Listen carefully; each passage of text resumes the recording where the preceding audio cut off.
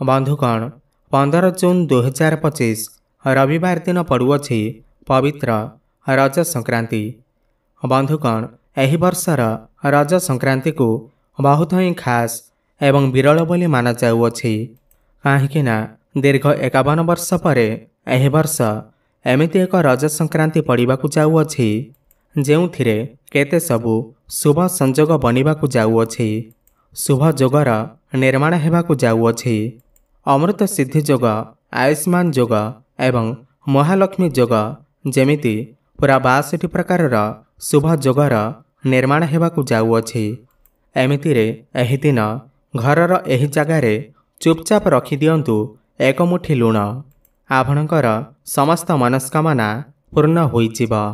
आपणकर समस्त आर्थिक समस्या दूर होइजिब।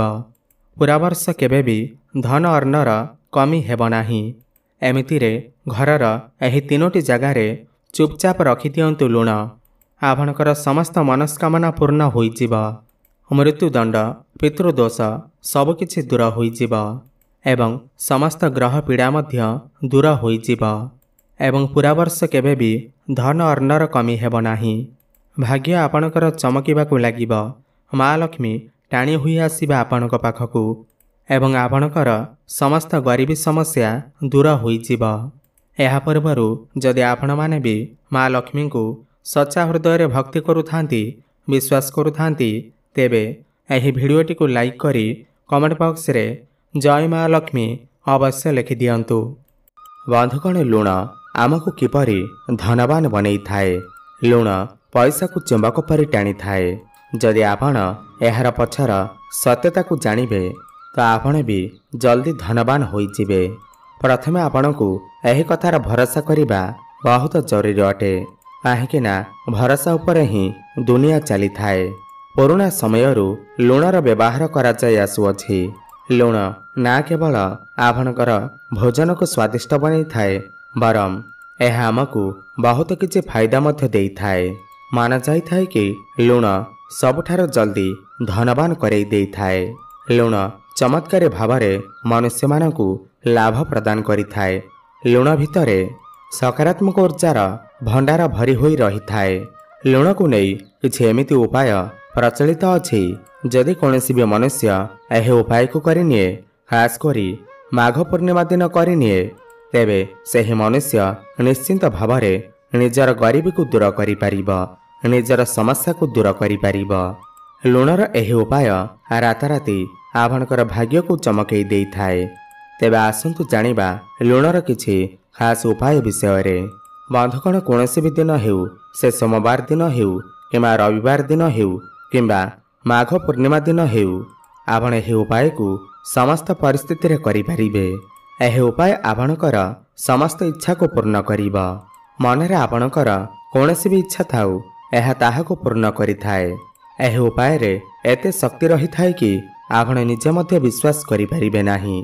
तेबे आसंतु जानिबा 100 ग्राम मुग डाली, 50 ग्राम चाउल, 50 ग्राम नाली लंका, गोटे पैकेट लुण, 100 ग्राम सोरिष तेल एवं गोटे पानी बोतल, एही समस्त सामग्री को एकत्रित करि दियंतु।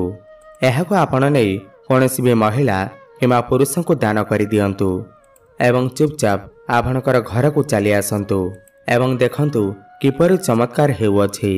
एहा द्वारा आपणकर भाग्य उदय होइजिब। चाकरी व्यापार रे उन्नति होइजिब। माँ लक्ष्मी आपणकर गृह को टाणी होई आसिबे। आपणकर घर परिवार रे खुशी आसीजिब। भगवान शनिदेव आपणकर उपरे कृपा वर्षा करिबे।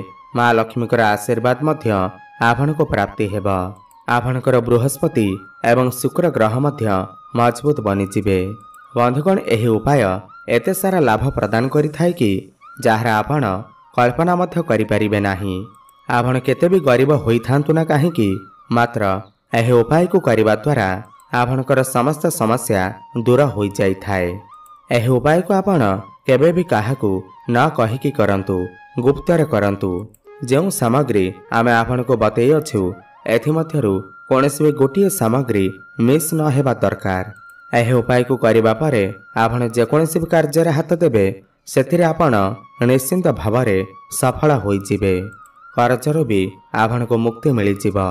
ଏହି ଉପାୟକୁ ମୁଁ ଅବଶ୍ୟ କରିଅଛି। ଆପଣ ନିଶ୍ଚିନ୍ତ ଭାବରେ ଏହି ଉପାୟକୁ କରନ୍ତୁ। ଏହା 100% କାମ କରିଥାଏ। ବନ୍ଧୁଗଣ, ବିଦେଶୀ ଲୋକ ହାତରୁ ଲୁଣ ପଡ଼ିବାକୁ ଅଶୁଭ ମାନିଥାନ୍ତି। ଜ୍ୟୋତିଷ ଶାସ୍ତ୍ର ହିସାବରେ ଲୁଣକୁ ଚନ୍ଦ୍ର ଏବଂ ଶୁକ୍ରଙ୍କର ପ୍ରତିରୂପ ମାନାଯାଇଥାଏ। ଲୁଣକୁ ଯଦି ଆପଣ କୌଣସି ଷ୍ଟିଲ୍ କିମ୍ବା ଲୁହାର ପାତ୍ରରେ ରଖୁଛନ୍ତି ତ ଏହା ଚନ୍ଦ୍ର ଏବଂ ଶନିଙ୍କର ମିଳନ ହେବ, ଯାହାକି ବହୁତ ଘାତକ ସିଦ୍ଧ ହୋଇଥାଏ। ଏପରିକି ଆପଣ କାଙ୍ଗାଳ ମଧ୍ୟ ହୋଇପାରନ୍ତି।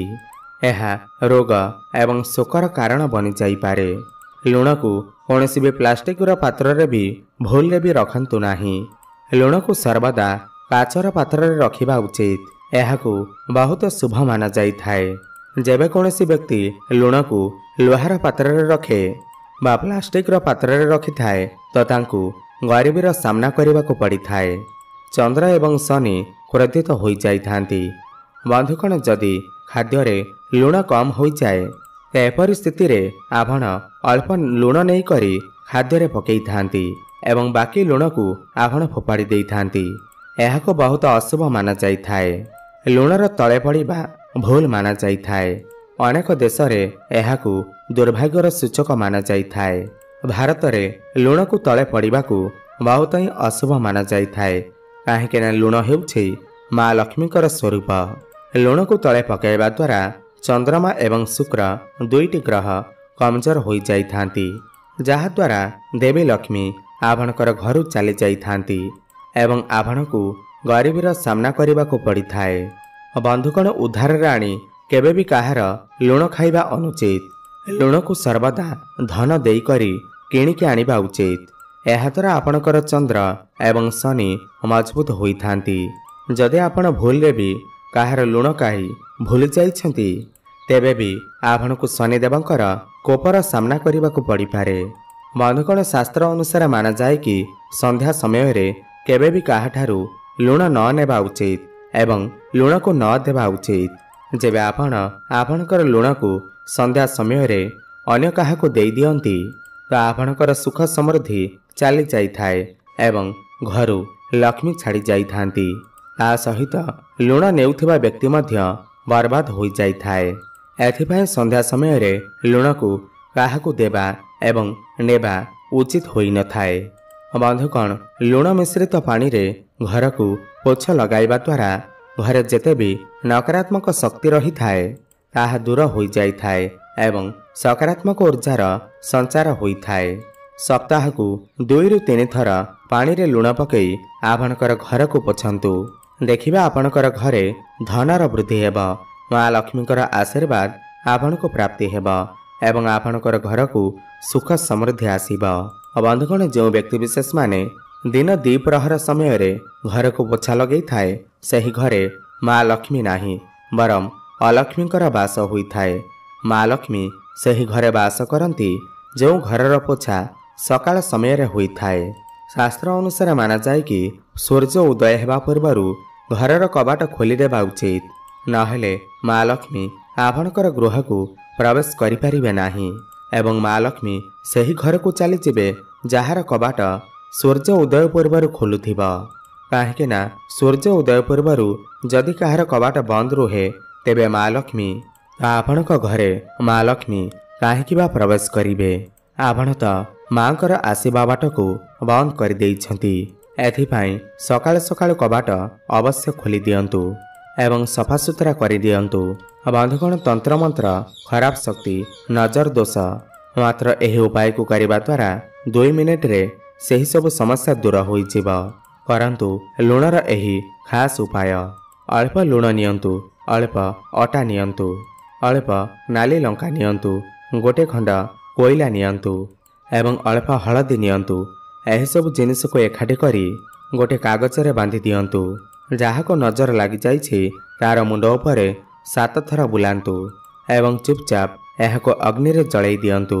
ଆପଣ ବିଶ୍ୱାସ ବି କରିପାରିବେନି, 1 ମିନିଟରେ ସବୁ ନଜର ଦୋଷ ତନ୍ତ୍ରମନ୍ତ୍ର ଦୂର ହୋଇଯିବ। ଏହା 100% ସତ୍ୟ ଅଟେ।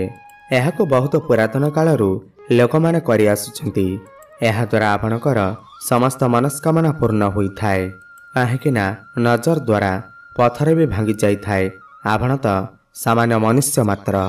यह उपाय खराब शक्ति को बहुत दूर रखि थाए। जेबे आपणक उपरे नजर ही न रहिब तेबे आपण समस्त क्षेत्र में उन्नति करि चलिबे। काहेकिना नजर लागिबा द्वारा आमे किछि मध्य करि पारि न थाउ। एथिपाई नजर उतारिबा भी बहुत जरूरी अटे। बंधुगण शोइबा समय रे तकिया तले लुण रखिकरी शोइबा द्वारा जेतेबे आपणक मध्यरे नकारात्मक शक्ति थिब ताहा दूर होइजिब। जेबे आपण तकिया तले लुण रखुछंती तेबे ताहाकू कला कपड़ारे बांधी करी रखंतु। बंधुगण चाहारे लुण न पकेइबा उचित। बहुत अशुभ माना जाई थाए। चाहारे लुण पकई पीवा द्वारा आपणकर शरीर रे केते सबु घातक रोगर जन्म होई थाए। एहा द्वारा आपणकर रक्त धीरे धीरे कमीबाकू लागि थाए। आपणकर हाड़ कमजोर हेबाकू लागि थाए। चाहारे भूलरे मध्य लुणर व्यवहार करंतु नाही।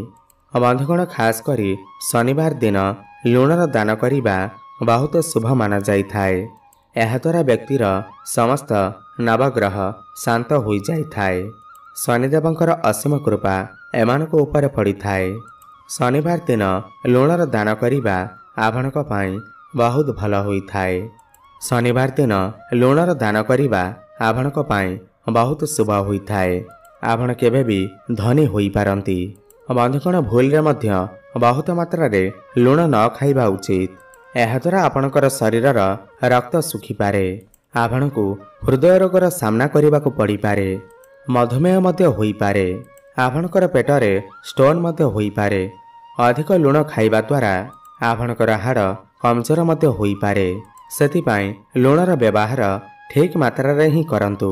तेबे बंधुगण एहा थिला लुण को नहीं किछि महत्वपूर्ण कथा। आपणको जदि एई भिडियोटी टिके भी भल लागि थाए ताहेले भिडियोटी को लाइक करी कमेंट बॉक्स रे जय मां लक्ष्मी जय जगन्नाथ अवश्य लिखि दियंतु। धन्यवाद।